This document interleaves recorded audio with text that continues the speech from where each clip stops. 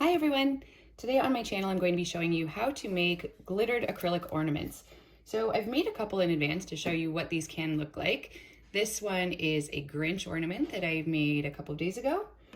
You can also use them as acrylic blanks. So you can see this is the glittered side and then this is the back of the ornament. If you're planning on sticking anything onto it, this is a great way to put on vinyl or stickers, or you can paste on photos or any other material that you want to put onto your ornament, and then it can be hung on your tree. So the first step is to start with an acrylic ornament. I bought these ones off of Amazon. I'll throw the link down in the comments below if you're looking for the same ones. These are about 3 inches in diameter, which is a pretty good size for hanging on the Christmas tree. And if you're planning on putting text on it, these are a perfect size to have your text on. So when they arrive, some of them come with a backing on it. They're actually clear ornaments, but there's a protective layer on top. So I'll quickly peel that layer off and then I'll show you what we're going to do next.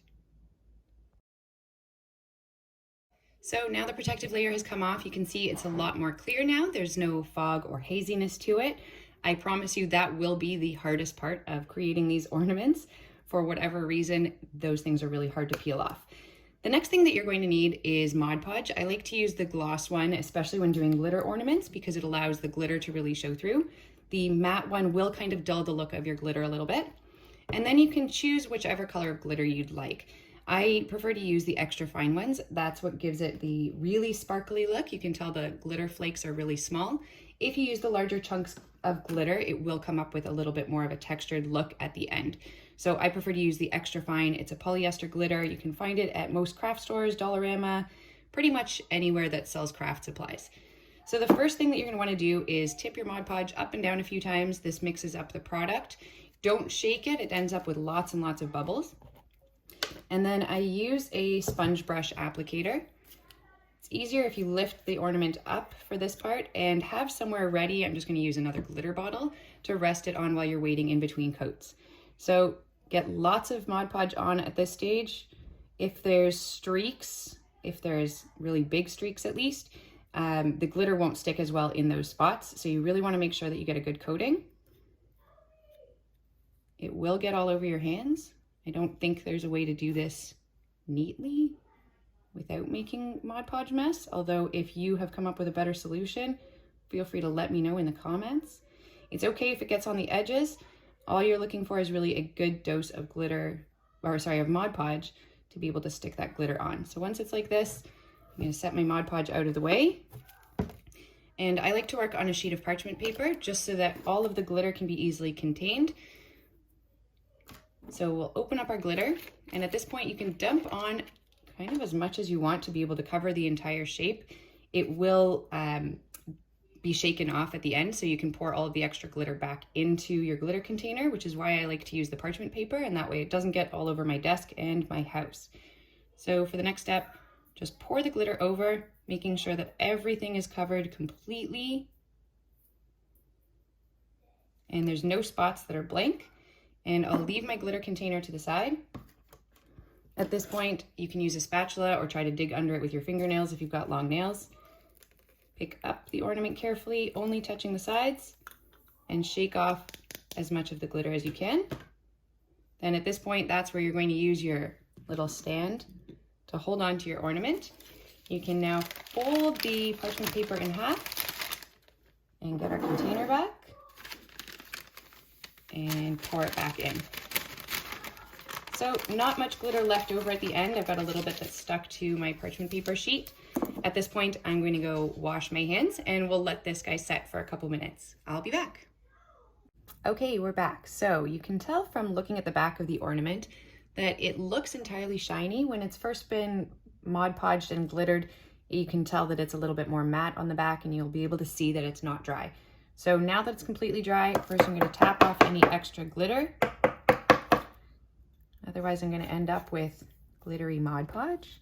And we'll just go back in and do a second coat. If you're happy with how it looks at this point, you don't have to go in and do a second coat. I just find that especially for the glitter, you can tell there's a little couple of patches here, especially where it didn't completely cover. So a second layer will take care of that. If you're worried about getting glitter into your container of Mod Podge, you can always do this in a separate bowl or cup anyway. So once it's completely covered, again, we'll just repeat the glittering step.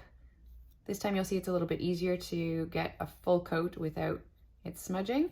And then I'll just scrape the rest of my my Mod Podge back into the container. You'll find this project doesn't actually use a ton of materials, especially the glitter and the Mod Podge, because you're just doing a thin coat of both.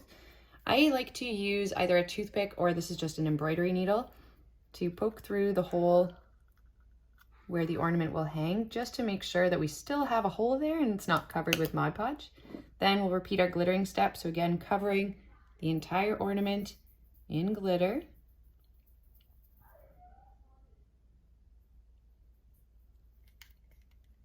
And then we can lift it up with a spatula or with your nails, shake off any extra, and you can see this time it's definitely a much more solid coat. You can see the glitter a lot better and there's no blank spaces. I'll put it back up on my pedestal here and then fold my parchment paper to tap the rest back into my glitter container and save it for later. Now at this point you have a couple of different steps with how you'd like to finish off your ornament. I've used a few different techniques. One option is to do just a regular coat of Mod Podge. That will seal in any of the glitter. It'll make sure that nothing falls off. Another option is to use a spray adhesive, like an acrylic spray, which you can find at Home Depot, you can find it at Michael's, you can find it at most places that sell usually paint supplies, and that will give a finish that looks like this. So you can tell when I touch it, oh, actually I have red glitter all over my hands here. When you touch this one, it's not going to glitter all over your hands, except for the red glitter I've already got there. And you'll see one side is completely flat and shiny. So it depends if you're planning on using this side or if you'd like to use this side for it. Another option that I actually just discovered that I used for this Grinch friend over here is to use a product called Mod Podge Dimensional Magic. So it creates kind of a domed effect to your ornament. If you're planning on using the glittered side, this is a really good option. You can also use epoxy, but epoxy can be dangerous and requires a lot of protective equipment. So I would recommend going with something a little bit safer, especially if it's going to be an ornament that you know that children are going to be touching from your tree. So the Mod Podge Dimensional Magic is non-toxic. It dries in about 24 hours to a completely shiny finish. And this is actually the glitter one, so you can see it's a little bit even more glittery. The one difference with this is you'll notice it's not a completely flat finish. It does end up being a bit textured. So you can either choose to put something on this side or use the back, or if you're happy with it the way it is, you're welcome to put it up on your tree like this as well. With my red one, I'm going to show you how to add a decal onto the back. So we'll let it dry and we'll come back in a few minutes. So for the final step of this video, I'm going to show you how to add a decal onto the back of your ornament. So you can see this one is pretty much dry. I'm going to put my decal onto the back. So I'll put it face down. And then I've already cut a decal using my Cricut. I'm just going to position it where I'd like it to go on my ornament.